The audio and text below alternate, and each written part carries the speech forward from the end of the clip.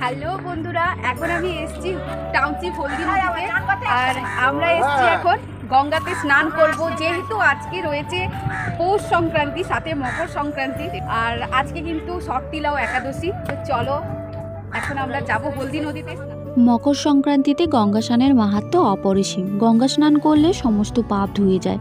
আধ্যাত্মিক উন্নতির জন্য অত্যন্ত শুভ এই দিনটি। আজকের এই দিনে গঙ্গা, যমুনা, সরস্বতী বা অন্য কোনো পবিত্র নদীতে স্নান করলে 10,000 অশ্বমেধ যজ্ঞের ফল এবং 1000 গোদানের সমান পুণ্য লাভ হয়। এছাড়া শাস্ত্র মতে এই দিনে একবার গঙ্গা স্নান করলে বহু তীর্থে বারবার স্নানের সমান পুণ্য লাভ হয়। এছাড়াও কথিত আছে এই দিনে মহারাজ ভগীরথ তাঁর পূর্বপুরুষদের মুক্তির জন্য গঙ্গাকে পৃথিবীতে এনেছিল।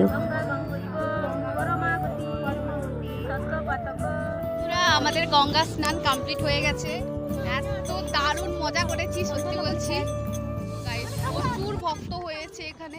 আর তোমরা কারা কারা আজকে গঙ্গাতে স্নান করলে জানাতে একদম ভুলো না কমেন্টে।